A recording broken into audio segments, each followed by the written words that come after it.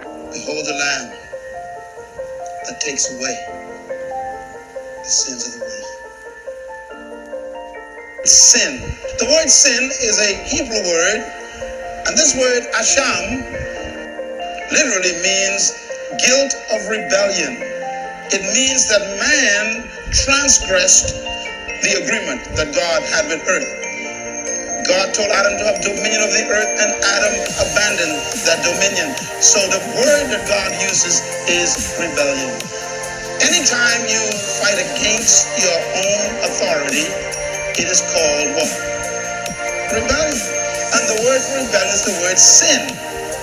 I think it's important for you to remember that sin is not limited to lying and stealing, but sin really means simply rebellion. Rebellion, therefore, has to do with someone coming against a governing authority. And the Lord God commanded the man that you are free to eat from every tree in the garden, but you must not eat from the tree of the knowledge of good and evil, for when you eat of it, you will surely die.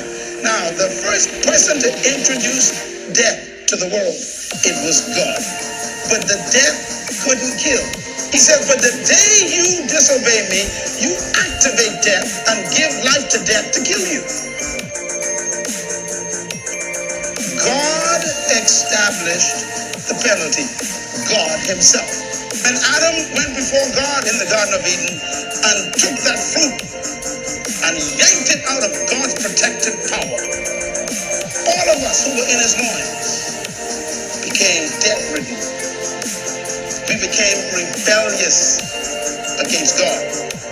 This is why you don't need to teach a baby to lie, or to steal, or to be envious, or to even be jealous of another baby's toy. Because in our very genetics is the spirit of rebellion. We call it sin. You choose evolution is because it gets rid of moral accountability. Evolution... Does that get rid of moral accountability? It does. It means your primal instincts, lust and pornography and fornication, adultery, all just primal instincts. That's all. You're just an animal. The Bible demands moral accountability and says those things are wrong, and that's why it's not acceptable to you. That's why you're not seeking after truth. Am I wrong? Am I wrong? No. I think you're wrong. For the wages of rebellion is what? Death. In other words, the pay that you get when you rebel against God's government is death. So if you want to fix what Adam did, you gotta deal with death.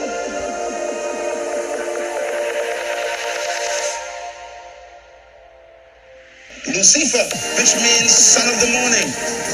God made him the star of his show in heaven. He was the leader of worship. When sin was found in him, he thought to himself, I could be like God. I could rise up and even make my throne above God. He developed a throne.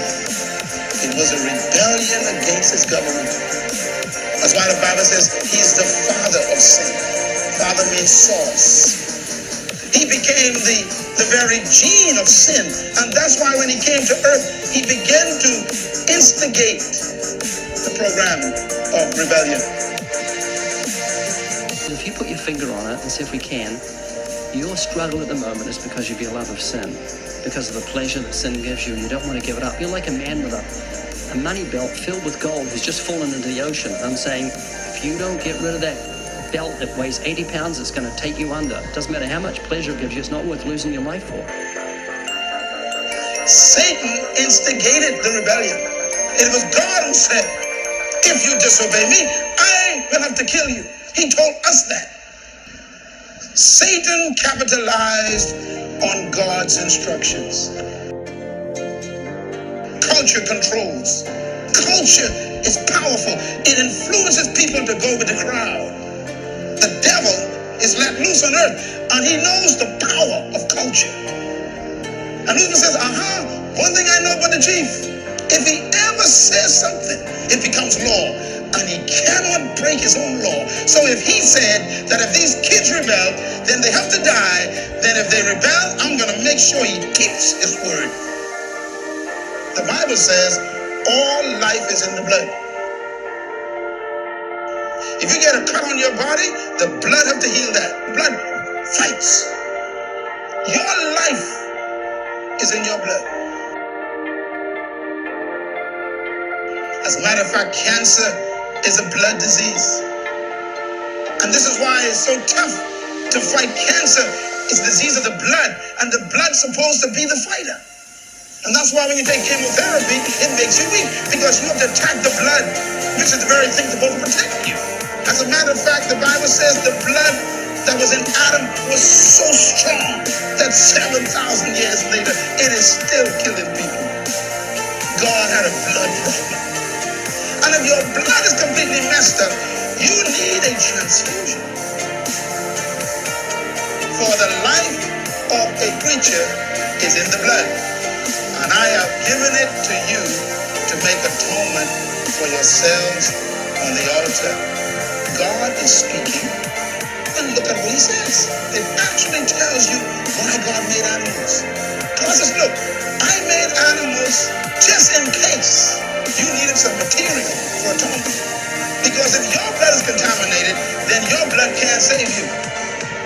And out of to borrow the blood of an animal, which didn't sin, to cover you temporarily, don't trust your life to someone with blood like you. There couldn't possibly be just one way. What about Jesus? What about Jesus? There is one way and only one way, and that is through Jesus. There couldn't possibly be with the Because you millions of people say in the there world. isn't. There couldn't possibly be. Because you say, you intellectualize it and say there isn't. If you don't believe that, you're all buying into the lie. Ladies and gentlemen, Cain represents all the religions. They come with all their rituals, all the smoke, all the incense, all the killing, beating their bodies and all the stuff. But they don't come with the blood. In order for God to keep his word, it cannot be a sheep or a goat or a cow to satisfy the demand. It has to be a man. And now, God has a need for blood. So now God has to kill man to keep his word. And so God was stuck with this demand. I have to kill a man. This is why you follow Jesus. Because he has a blood that is not being contaminated by sin. That's why he wasn't born of a man. His birth is important to his death. If he was born of a man, he can never die for you. That's why I love Buddha. I appreciate Muhammad. I respect Confucius. And Baha'u'llah is my friend. But they were all born of man, which means their blood can save us. You ought to give God praise for Jesus Christ. For 4,000 years, everybody brought their own lamb. The Lord himself has brought his own lamb, the Lamb of God. I got my own lamb from my own flock. I brought it down from heaven, and I'm going to take care of this once. Give God a praise for the sacrifice of Jesus Christ. Behold the Lamb that takes away the sins of the world. Day-to-day distractions tend to misdirect our attention off of what really matters in life. It is the blood. Make time in your day to unlock eternal life with the only eternal key.